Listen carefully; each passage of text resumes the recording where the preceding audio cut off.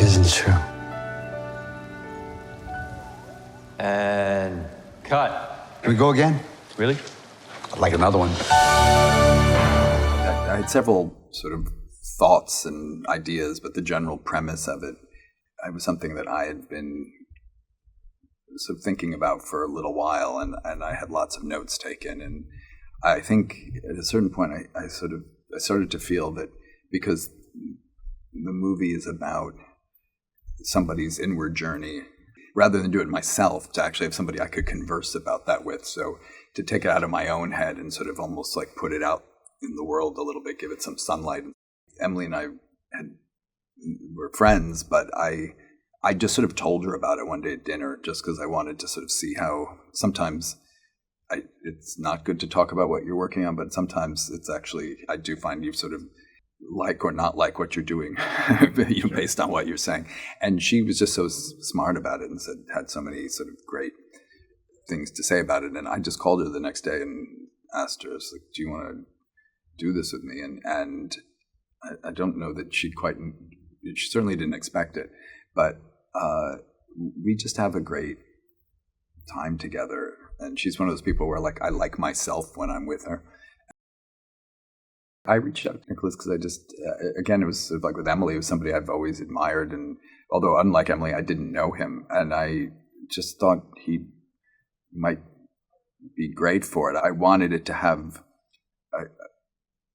what we might think was a more traditional film score. Like I wanted it to be an orchestral, something that had melody. And so when I reached out to Nick and we just had a kind of general sit down together and talked about things, and we just hit it off. And I gave him the script, and not long after said, I just had some thoughts and things that I was playing with, if you want to come up to my studio. And I came, he played me 3 different themes, and that J. Kelly waltz is one of them.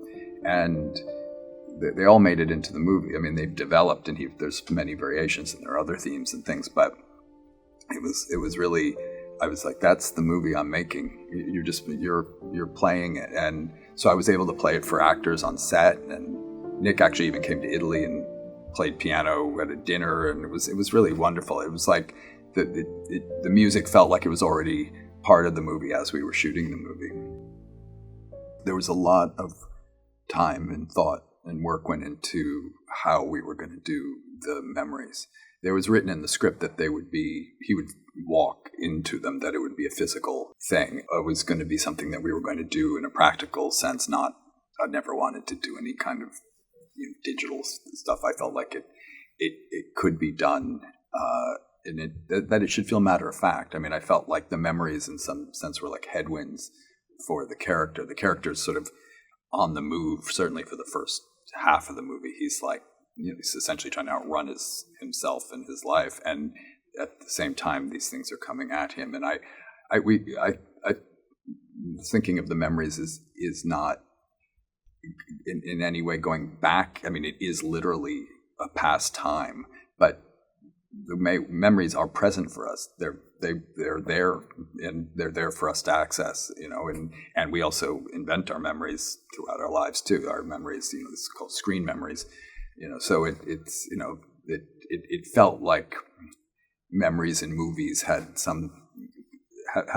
a relationship, and so in the movie way of trying to come up with it, there was a lot of discussion, both practical and also philosophical, about how we were going to do it. And Lena Sangren, the cinematographer, and Mark Tildesley, production designer, and I came up with what I'm very proud of in the movie is that it is so matter of fact, and it's actually in one way quite simple. I mean, it is actually 2 sets that are just put together. The fuselage of a plane is right attached to an acting class on Melrose, from 1989. So like you'd play out a scene on the airplane, say in the present, where they're all talking, and then George would get up and he'd walk back, and we'd have this entire acting class and all the young Jay Kelly and the young Timothy and Lenny Henry, who plays Larry, the acting teacher, and they're all just waiting there in the past. And then he would walk on and they would start up the scene and we would follow them and we would shoot that whole scene, and then we would go and do it again. The train bathroom and mirror, that was a kind of fun one to get into the weeds of how we did it. Had a lot of people pulling out mirrors and fake mirrors, and George being his own reflection and stuff. It was really fun to do, and but all of them are that way. The train car going into the past, and so they're kind of very straightforward, but it to kind of come around and land on that, I think I'm proud, because I feel like the work really pays off in a way that it doesn't feel like work.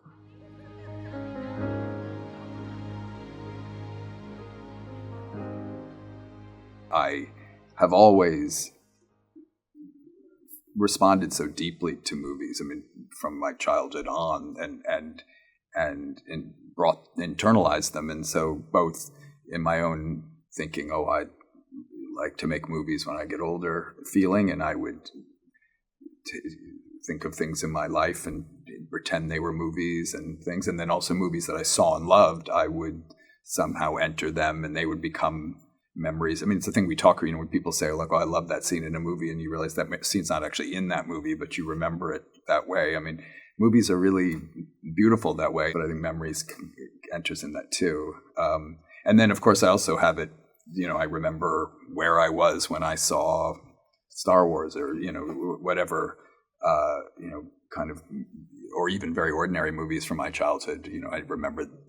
I used to remember everything, but I'm not as good as it, but I still do remember, where I saw Heaven Can Wait and who I was with, and that I caught the last 10 minutes of Blake Edwards' 10, which I was not allowed to see, but it was a double show with Heaven Can Wait, and we got there early, and I was with like a friend's mom, and I was like, oh my God.